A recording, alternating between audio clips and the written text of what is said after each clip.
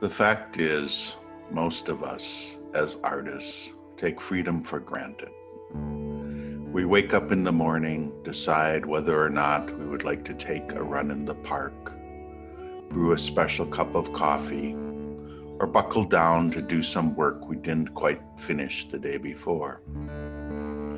Perhaps we pace through our studio as we sip our cup of coffee, looking over how our creations have progressed and analyzing how we might finish them. Perhaps we listen with headphones to a high-energy jogging tune while we run, plotting out the coming day filled with trips to the market, meetings, and calling our friends. Throughout this day, and the many days like it in our life, it seldom occurs to us that what we do is the result of our own personal decision-making. Yes, we may succumb to the demands of a classmate, the pleadings of our family, or the sudden intrusion of an old friend popping into our plans at a very bad time. Our journey forward gets nudged this way and that, and sometimes we despair as really horrendous things happen and progress sometimes seems impossible. But if we live, we know we can overcome.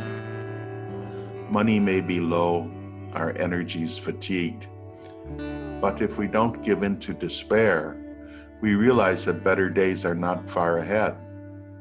We assure ourselves that life is what we make it.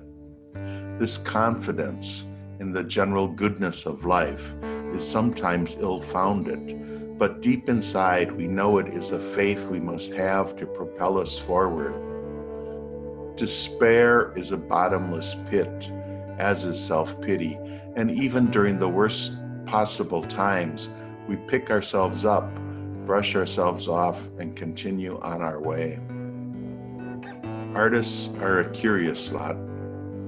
More than others, we hold a sense of feeling for our fellow human beings, for nature, for injustice and heartache, for love and joy. If at one time we expressed those feelings through religious imagery in frescoes and sculpture, and at other times we expressed those feelings through royal portraits and landscapes, we always held them dear.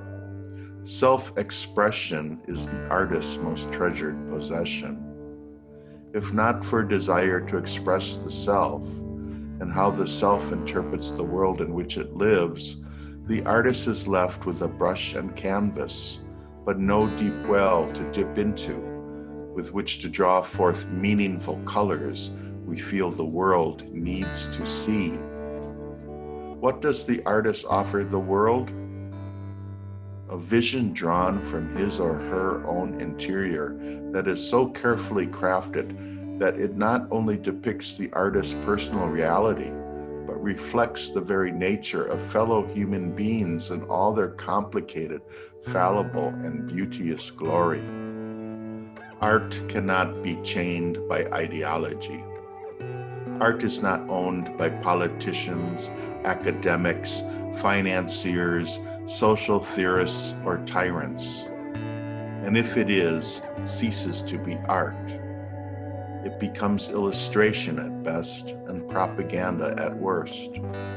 This is not to say art cannot have social meaning, but that meaning must come from within. Artists offer society a unique perspective on the human condition.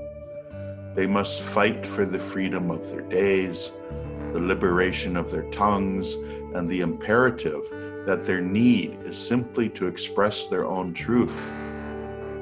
Of course, inevitably, some will be left unsupported, ignored, and forgotten. But it is always better to be unsupported than to be silenced. It is always better to speak your own words and not the words others have demanded of you. For if you do, the lie of your life will pain you for eternity. Stay true to yourself in these darkened times. The days still begin with the sunrise, and the night will be filled with stars.